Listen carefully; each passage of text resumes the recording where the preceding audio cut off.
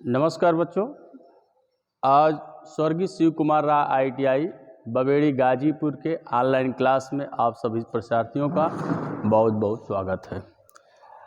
हम आप लोग को वर्कशॉप कैलकुलेशन एंड साइंस के पिछली वीडियो में जो है हम आपको विराम और गति चैप्टर से कुछ बताए थे, उसी के आगे से ये देखिए।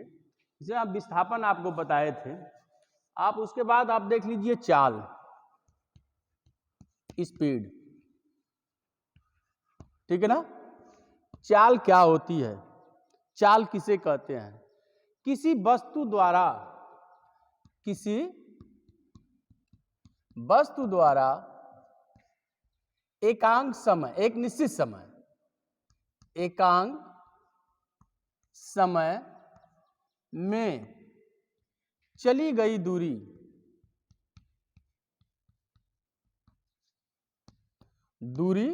को क्या कहते हैं? चाल कहते हैं, ठीक ना। चाल कहते हैं किसी वस्तु द्वारा एकांक समय, एक निश्चित समय में चली गई दूरी को चाल कहते हैं। अर्थात किसी वस्तु का एक निश्चित समय में उसके गति में या स्थिति में हुए परिवर्तन को क्या कहते हैं? चाल कहते हैं, ठीक ना। आप इस परिभाषा में देखेंगे कि चाल में कोई दिशा निर्धारित नहीं होती है, केवल वस्तु एक समय में, एक निश्चित समय में वस्तु के स्थिति में परिवर्तन, उसके गति में परिवर्तन हो रहा है, इसलिए चाल एक कौन सी राशि हो गई? अदिश राशि हो गई। चाल कौन सी राशि है? अदिश राशि, क्योंकि इसमें जो है परिभाषा से जो है कोई आपको नहीं दिख रहा है कि इसमें कोई एक निश्चित दिशा है, इससे केवल उस वस्तु की गति का पता चल रहा है, कोई दिशा का पता नहीं चल रहा है, ठीक ना। अतः चाल बराबर दूरी बटा समय। चाल बराबर क्या होता है? दूरी बटा समय, ठीक है। अगली परिभाषा आप देखेंगे, चाल के बाद आता है नंबर आपका वेग, वेलोसिटी, ठीक ना। चाल के बाद क्या होगा? वेग, वेलोसिटी। वेग किसे कहते हैं? ठीक ना। किसी गतिमान वस्तु द्वारा एकांक समय में एक निश्चित दिशा में चली गई दूरी को क्या कहते हैं? वेग कहते हैं। किसी गतिमान वस्तु द्वारा, किसी गतिमान वस्तु द्वारा एकांक समय, निश्चित समय, एकांक समय तथा निश्चित दिशा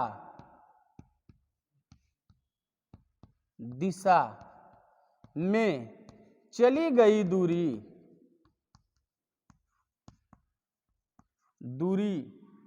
को वेग कहते हैं,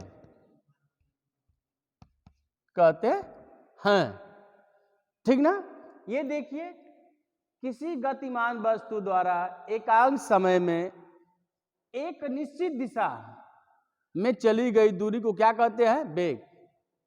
वेग एक सदिश राशि है, क्योंकि इसमें उस वस्तु के चाल के साथ साथ, गति के साथ साथ दिशा का भी ज्ञान दिया है, कि दिशा भी है निश्चित, इसलिए कौन सी राशि हो गई? सदिश राशि, ठीक ना। वेग बराबर किसी वस्तु द्वारा एक निश्चित दिशा में, ठीक ना, वस्तु के स्थिति में हुए परिवर्तन को क्या कहते हैं? विस्थापन भी कहते हैं। अर्थात वेग बराबर क्या हो गया? विस्थापन, ये भी लिख सकते हो, बटा समय, या इसको लिख सकते हो वेग बराबर एक निश्चित दिशा में चली गई दूरी, निश्चित